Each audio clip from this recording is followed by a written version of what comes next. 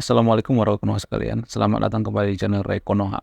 Berdasarkan penelitian salah satu guru besar Unpar, beliau mengatakan kecerdasan mahasiswa di Indonesia itu setara dengan kecerdasan anak SMP di negara maju. Sekali lagi saya katakan, kecerdasan mahasiswa yang ada di Indonesia itu setara dengan SMP di negara maju. Nah, yang jadi pertanyaan adalah kenapa? Kok bisa seperti ini? Apa masalahnya? Apa yang salah? Apakah kurikulum kita yang salah? Apakah pendidikan kita yang salah? Apa pemerintah kita yang salah? Apa yang salah di antara semua ini? Dan berdasarkan penelitian baru-baru ini dari PISA mengatakan bahwa rata-rata murid di Indonesia itu adalah buta huruf. Jadi buta huruf yang dimaksud di sini adalah bukan buta huruf beneran gitu, nggak bisa baca, bukan. Akan tetapi murid di Indonesia itu rata-rata tidak bisa mengerti, memahami sebuah kalimat. Dan literasi membaca kita itu sangat rendah. Dan yang paling parah lagi menurut PISA ya, literasi kita itu misalnya gini, memahami sebuah kalimat atau membaca itu menjadi visi pribadi kita. Pemahaman kognitif kita itu sangat rendah sekali.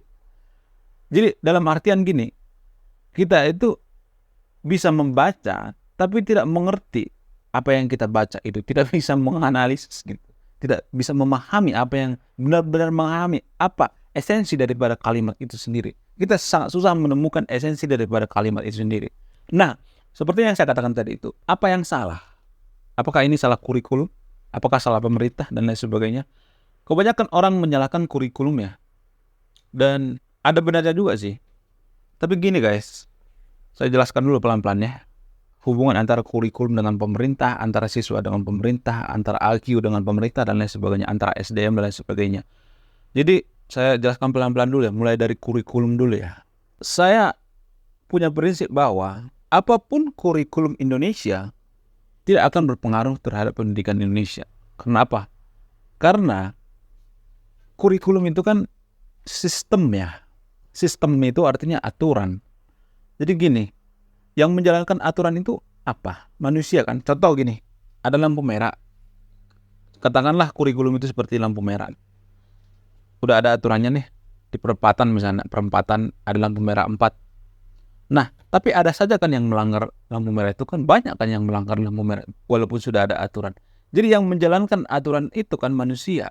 Jadi sebagus apapun kurikulum, sebagus apapun sistemnya, aturannya, cara mainnya, maka kalau manusianya berkesadarannya rendah, maka itu tidak akan ngefek kemana-mana, nggak akan ngaruh. Sebagus apapun peraturan. Indonesia kan adalah salah satu negara yang paling banyak peraturan ya. Itu tandanya bahwa, coba cek data, Indonesia adalah salah satu negara yang paling banyak hukum dan aturan. Itu tandanya apa? Karena manusia Indonesia itu sangat susah diatur, tidak berkesadaran. Jadi bicara tentang tidak berkesadaran, saya sangat tidak setuju dengan kurikulum Indonesia saat ini, yaitu kurikulum merdeka. Kenapa? Karena tidak mungkin kita memberikan kemerdekaan kepada murid yang tidak memiliki kesadaran. Kurikulum merdeka itu hanya cocok pada negara-negara Eropa yang sudah maju seperti Finlandia misalnya. Kenapa saya mengatakan seperti itu? Gini, setelah saya meneliti dan memahami, anak-anak Finlandia itu dikasih, murid-murid Finlandia itu dikasih kurikulum merdeka. Kenapa? Karena mereka bisa belajar tanpa harus disuruh-suruh.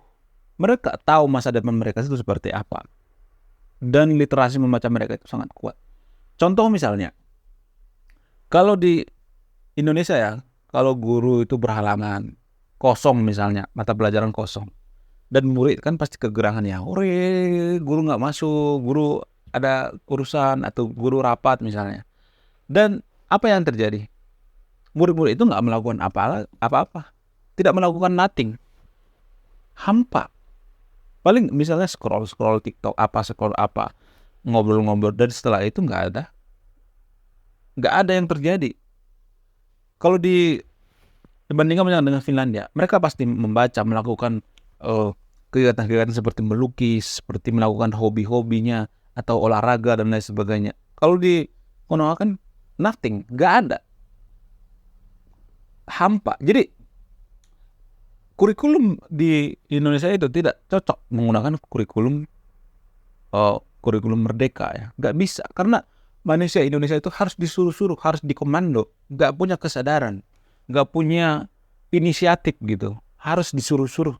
Dan kalau misalnya murid di Indonesia itu rata-rata tidak berkesadaran, bagaimana mungkin kita kasih kurikulum merdeka?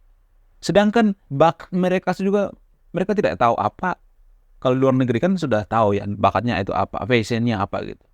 Jadi kurikulum merdeka itu ujungnya itu adalah kan bekerja sesuai fashion, ya kan? Begitu kan? Koreksi saya kalau salah ya. Kenapa diciptakan kurikulum merdeka? Itu tujuannya apa? Biar siswa itu atau manusia orang Indonesia itu bekerja sesuai dengan passionnya, bekerja sesuai dengan hobinya, bakatnya. Nah, ini menurut saya juga sangat keliru. Kenapa keliru? Jadi di medsos ya, sangat sering saya mendengar atau menjumpai komen-komen atau argumentasi yang mengatakan hiduplah sesuai dengan passion. Bahkan salah satu komedian yang terkenal di Indonesia, Pragiwaksono, pernah mengatakan, bekerjalah sesuai dengan passion dan kamu akan bekerja seperti orang tidak bekerja, seperti liburan gitu. Tapi kalau saya pikir-pikir ya, saya kritisi ya, saya analisis gitu, enggak juga. Karena gini, bisa aja passion kita itu tidak menghasilkan duit. Ada yang passionnya mancing, ada kayak gitu. Ada yang passionnya melukis, tapi hasil lukisannya itu nggak menghasilkan duit. Dan itu nggak bisa menghidupi keluarganya. Karena dia suatu saat kan berkeluarga, punya istri, punya anak. Ada mulut yang harus dikasih makan gitu. Kalau misalnya kita passionnya melukis, tapi lukisan kita itu nggak laku-laku, itu artinya kita tidak boleh mengatakan bahwa hidup ini harus sesuai dengan passion biar kita menikmati. Enggak juga. Enggak bisa, guys. Salah satu, saya akan membantah dengan kalimat yang diungkapkan oleh salah satu orang terkaya di Indonesia bernama Sri Dato Tahir ya. Bapaknya Grace Tahir.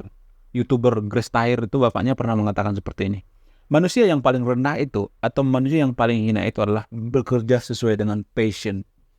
Karena beliau mengatakan bahwa hidup ini adalah tanggung jawab. Jadi kalau kita bekerja sesuai dengan passion, itu adalah manusia yang paling hina. Itu menurut salah satu orang terkaya di Indonesia loh. Karena gini ya, ada banyak di Konoha ya, nggak mau bekerja karena apa? Karena tidak sesuai dengan passionnya. Padahal ada keluarga yang harus dikasih makan, kebutuhannya banyak gitu. Ini kan nggak sesuai dengan passion saya, ini nggak sesuai dengan pekerjaan saya. Emang semua orang kaya di dunia ini seperti itu? Enggak kan? Orang-orang sukses enggak kan?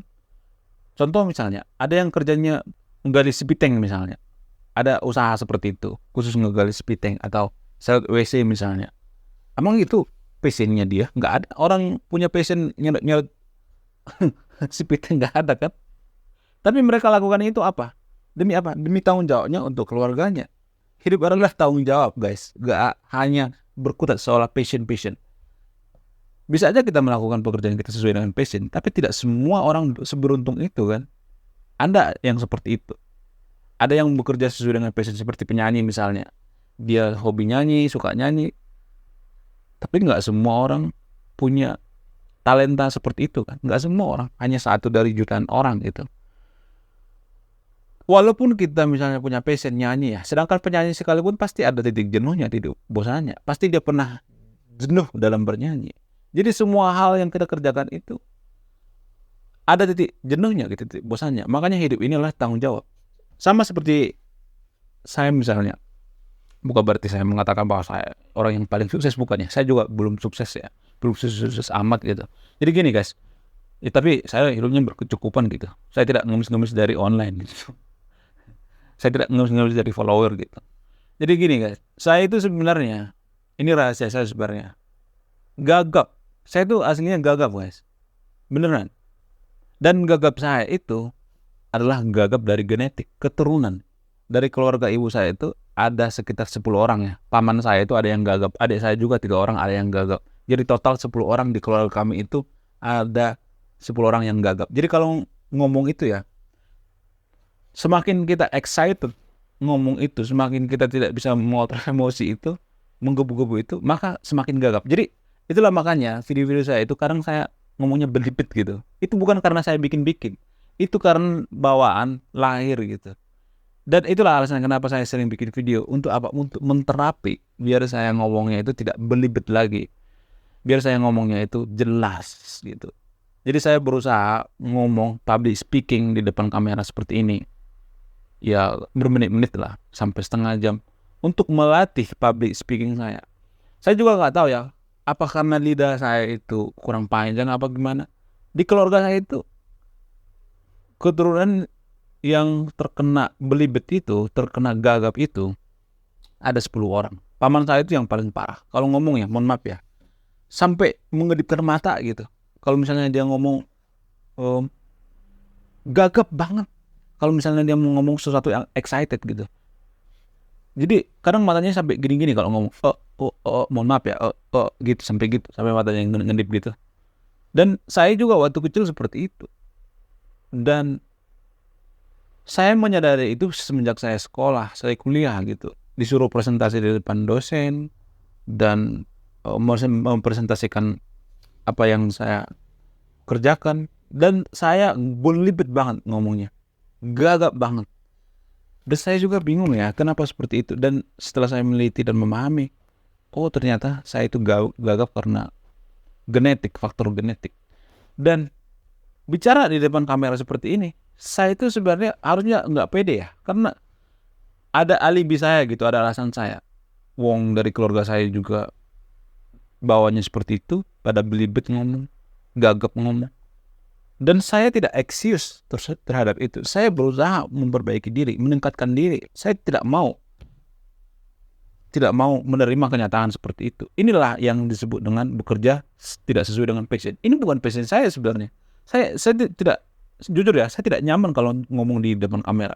Saya itu pemalu sebenarnya, belibet gitu. Karena saya belibet ngomong, gagap ngomong, sehingga waktu kecil itu saya sering dibully sama teman-teman saya. Sering diikutin kalau saya ngomong gitu, mengedipkan mata, excited gitu. Teman-teman saya juga kadang ngikutin, ngetek gitu.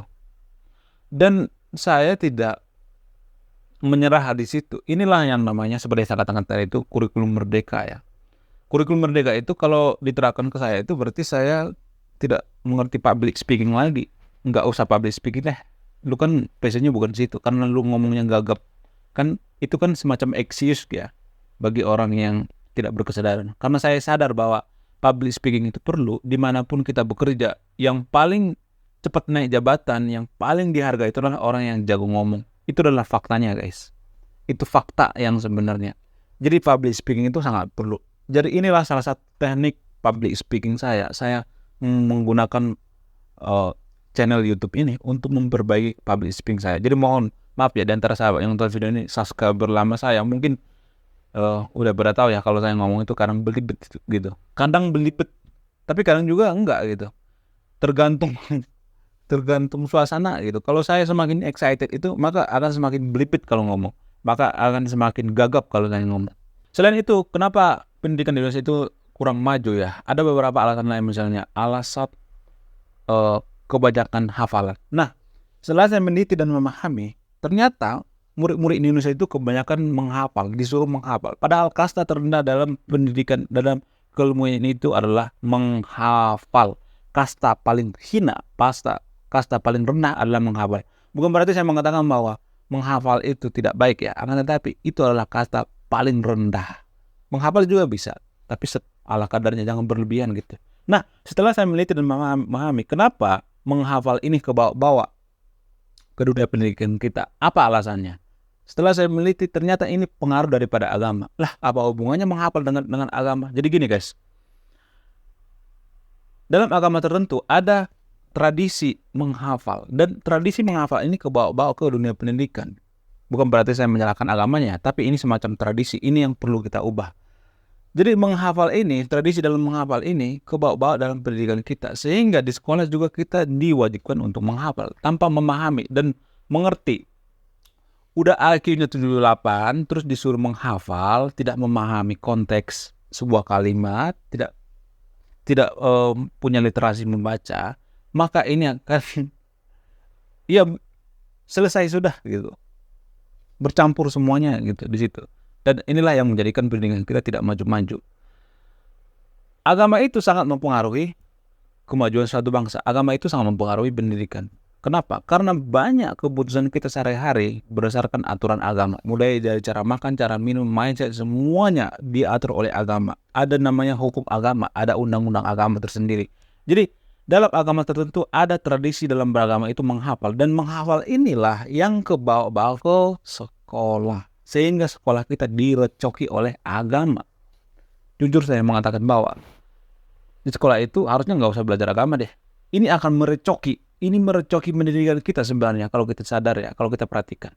Agama ini merecoki pendidikan. Saya sangat tidak setuju kalau agama itu diajarkan di sekolah.